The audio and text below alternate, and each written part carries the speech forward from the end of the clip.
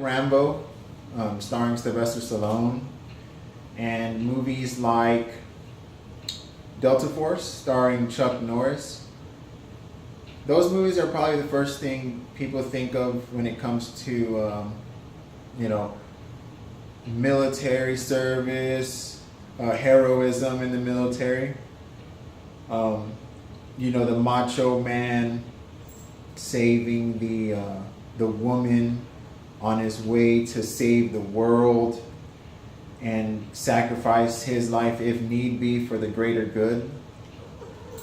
Is that accurate though? What about women? What about women's service in the military?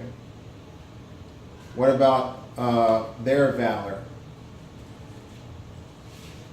Women have been serving in the military for hundreds of years, and yet not a lot of people, or a lot of people, are unaware of their struggles and their achievements that they have accomplished in the military. By the end of this speech, you will be more knowledgeable about the evolution of women's service in the military, and you will learn more about women servicing today.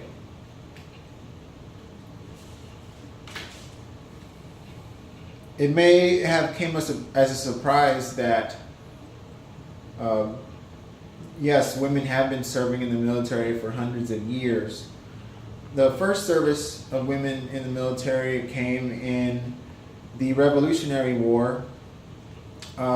Basically, if commanders allowed it, the woman was allowed to travel with her husband and support his needs when it came to laundry and other things.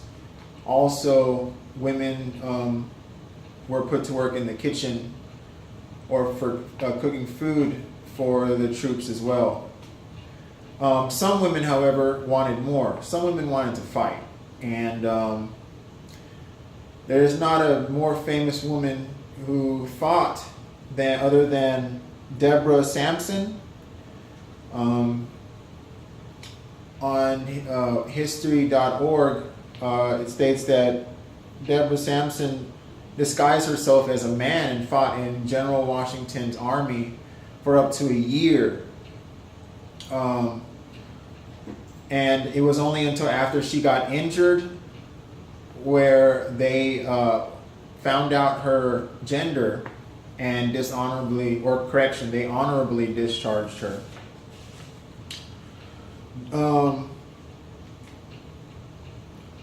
During World War I, the Marine Corps, the Navy and the Marine Corps allowed, during World War I, the Navy and Marine Corps had 12,000 women enlist to serve, and during that war, 400 women ended up giving their lives as well.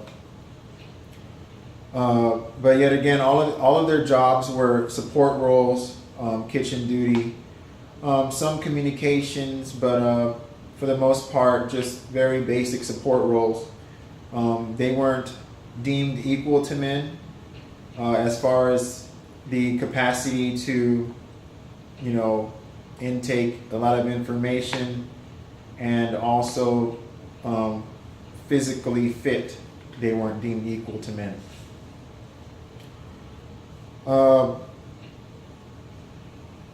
The climate and stance on women in the workforce, though, was slowly changing, because a lot of the jobs that were once held by men, the men went to fight in the war, so the women left behind, they got out of the house and started working in the workforce because they were needed.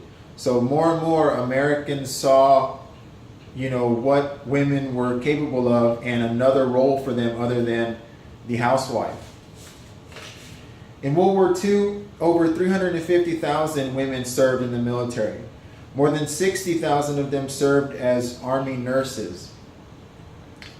There was even a garrison of women. Up to 90 women were captured in the Philippines, according to an article on history.org, and were held as POWs for up to 3 years.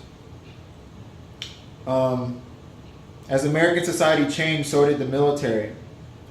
For the first time ever, during World War II, African Americans and women were given jobs in aviation to fly, so they became actual pilots.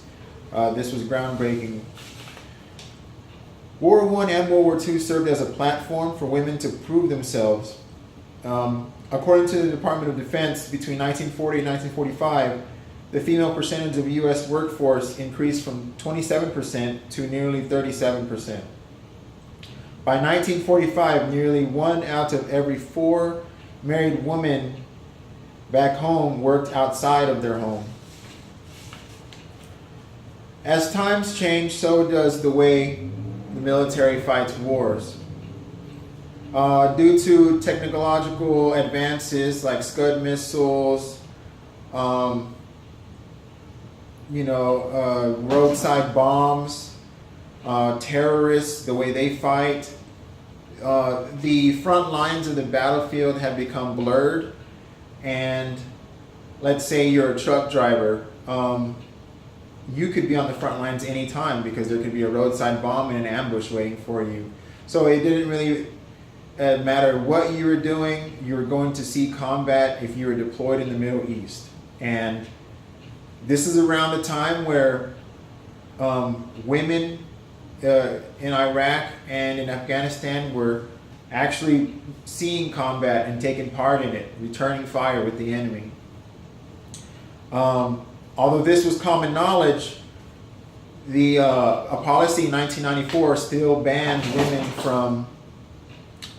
from holding direct combat jobs, even though the women were already holding their own when it came to combat. In 2005, Sergeant Leigh Hester became the first female soldier to receive the Silver Star for Valor.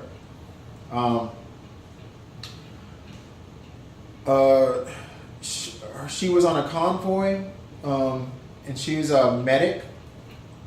Basically what happened was they got attacked, and Sergeant Hester jumped out of her Humvee, returned fire with the enemy, and grabbed 3 of the soldiers and pulled them out of the burning Humvee herself while under fire. And she, performed all the most first aid she can do. And she went back for help and got those soldiers the care that they needed and dragged them out of harm's way. Regardless of the risk and sacrifices taken by women, Congress still upheld the policy that they could not hold the same jobs as men. It was only until December 3rd of 2015 that the Pentagon announced that all combat jobs would be open to women and that there would be no exceptions. Since then, women have been signing up and accomplishing that which was once seen as impossible. Like a lot of things in life, progress is slow but certain. Women have been serving alongside men since the formation of our military, and they deserve equal amount of credit. Thank you.